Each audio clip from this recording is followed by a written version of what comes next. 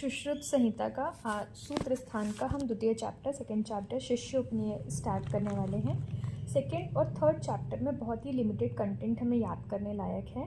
जैसे कि यहाँ पर ये बताया कि गुरु का शिष्य के समीप रहना कितना इम्पोर्टेंट है, कि अगर हमें पढ़ना है तो किसी शिष्य से, किसी गुरु से ही पढ़ना है ना। ऐसे शिष्य को वेद, अब कैसे शिष्य को हमें आचार्य सुश्रुत यहाँ पर बोल रहा है कि ब्राह्मण, क्षत्रिय, वैश्य, इनमें से किसी को भी जो भी उत्तम कुल नहीं देख, मतलब उत्तम कुल, उत्तम आयु, ये सारी हिंदी है, मतलब इसमें कुछ ज़्यादा इंपॉर्टेंट याद करने लायक नहीं है। बस इसमें ये चीज़ याद रखना, श्लोक नंबर 4 में दक्षिणा तो ब्रह्मा, मतलब ब्रह्मा की स्थापना, एक क्वेश्चन बना था लास्ट पुराने पेपर्स में, जो कि था ब्रह्मा की स्थापना किस दिशा में रखी जाती है, तो दक्षिण आएगा।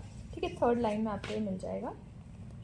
फिर उसके बाद जो शिष्य है हमारे, उसको कषाय वस्त्र पहनना है। श्लोक नंबर 6 में सेकेंड लाइन में आपको ये मिल जाएगा कि कषाय कलर के वस्त्र पहनना चाहिए। और फिर उसके बाद अगर वो शिष्य है तो कषाय कलर के वस्त्र पहनना चाहिए, लेकिन जब वो वैद्य बन जाता है तो हम ये पढ़ेंगे कि उसके जो वस्त्र का कलर है वो वाइट हो जाता है।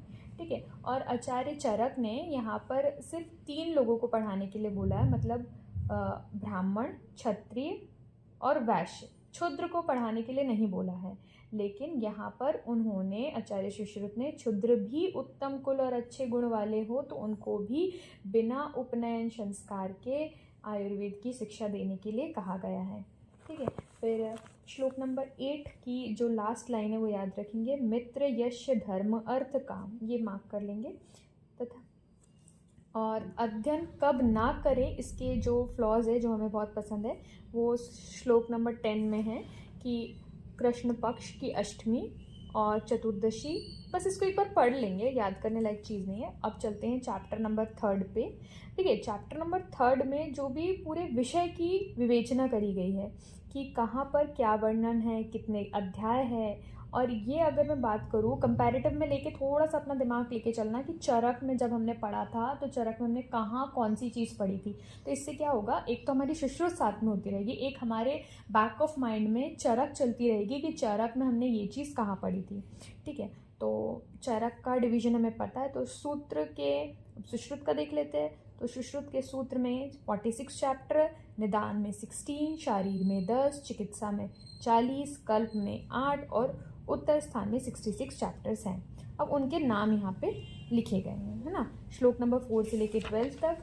बस अगर आपको बहुत चीज़ें याद रखनी है तो बस ये याद रखो, वेद उत्पत्ति फर्स्ट चैप्टर है ना, और लास्ट चैप्टर आप उसमें अन्नपान विधि, ये लास्ट चैप्टर है, ये याद रख सकते हो। सेम सिनेरियो हम यहाँ पर याद करेंगे कि हमारा जो निदान स्थान है उसमें फर्स्ट चैप्टर है वात व्याधि और लास्ट चैप्टर है मुख रोग। ठीक है, फर्स्ट चैप्टर अगर हम शारीर स्थान की बात करें तो सर्वभूत चिंता शारीर है और गर्भिणी व्याकरण will be the last chapter. ठीक है, उसके बाद हम आ जाते हैं श्लोक नंबर 26 में, क्योंकि श्लोक नंबर 26 में इसके यहाँ पर देखेंगे प्रायश्चितम, प्रशमनम, चिकित्सा, शांति, कर्म च, ये क्या है, चिकित्सा के पर्याय हैं। यहाँ पर भी हमें फर्स्ट चैप्टर का नाम रखना याद है, द्विवर्णीय, और लास्ट चैप्टर जो हमारा रहेगा वो धूम, नस्य, कवल, ग्रह। इस तरीके से ये 40 चिकित्सा के अध्याय होंगे। हिंदी अगर देखेंगे यहाँ पे तो प्रायश्चितम, प्रशमनम, चिकित्सा और शांति, कर्म, ये सब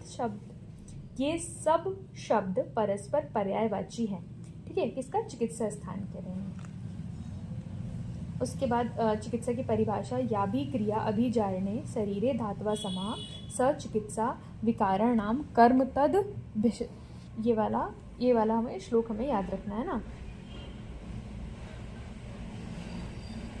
उसके बाद हम नीचे आएंगे, कल्प स्थान की बात करेंगे तो कल्प स्थान अन्नपान रक्षा विधि विज्ञानी, इस चैप्टर का फर्स्ट नाम है और लास्ट नाम है कीटकल्प। ठीक है, फिर उसके बाद अगर हम ये बात करें कि उत्तर स्थान किसने ऐड किया है, तो उत्तर स्थान नागार्जुन द्वारा ऐड किया गया है। ठीक है, और उत्तर स्थान का डिवीजन लिख लीजिए, क्योंकि उत्तर स्थान जैसे अभी हम पढ़ रहे हैं पार्ट 1, पार्ट 2 जब हम पढ़ेंगे जो कि उत्तर स्थान के 66 चैप्टर्स हैं, तो उसमें क्या डिवीजन है, फर्स्ट से लेके 19 चैप्टर नेत्र के हैं, 21 चैप्टर कर्ण का है, 22, 23, 24 चैप्टर नासा रोग है, 25 और 26 चैप्टर सिरो रोग है। ठीक है, ये हमारे रोग हो गए। ठीक है, अब कि कौन से चैप्टर 26 तक हम ये समझ सकते हैं कि हमारा पूरा शालाक्य उसके अंदर आता है। मेजॉरिटी ऑफ पोर्शन जो कि है वो नेत्र रुकु में आएगा। पहले 19 चैप्टर हमारे, है ना। यहाँ पर लिखा भी गया है, श्लोक नंबर 34 की हिंदी में देखेंगे तो 26 अध्याय को शालाक्य तंत्र में।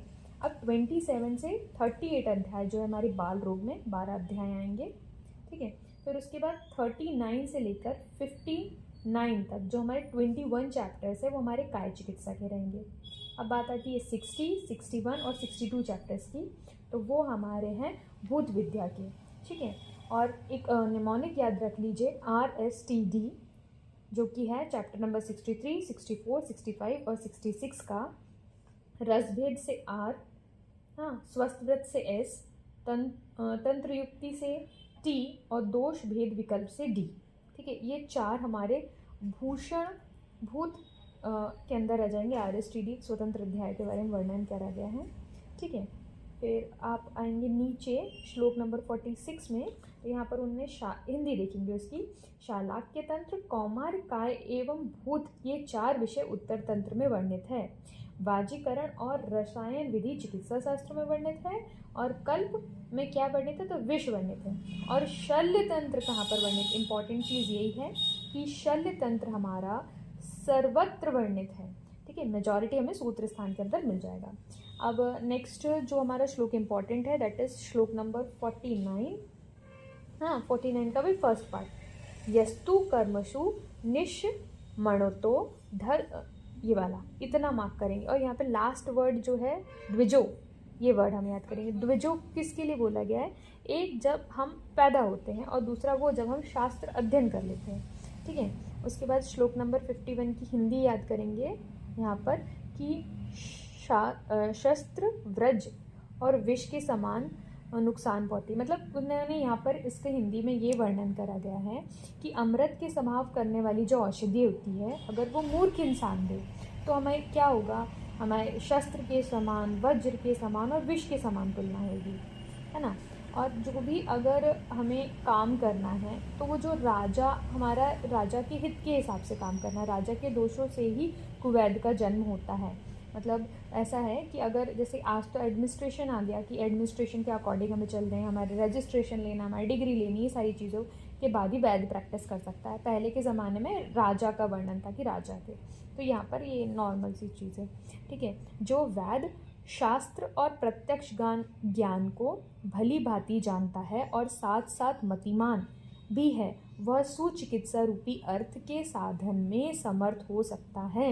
यहाँ पर बताया गया है कि practical knowledge as well as theoretical knowledge is important. ठीक है, पद रूप में श्लोकों का वर्णन है, पदम पादम श्लोकम व, श्लोक नंबर 56 की सेकेंड लाइन। ठीक है, उत्तरणीय वस्त्र में बैठना। ठीक है, पद पद में श्लोक का वर्णन है। मतलब एक श्लोक को हम 4 पार्ट में डिवाइड कर सकते हैं, part A, part B, part 3 और पार्ट डी। ठीक है, अगर नेक्स्ट वाले वीडियो में हम पढ़ते हैं प्रभाषणी, बहुत इंपॉर्टेंट चैप्टर है। अब यहाँ से इंपॉर्टेंट चैप्टर स्टार्ट होता है। Thank you.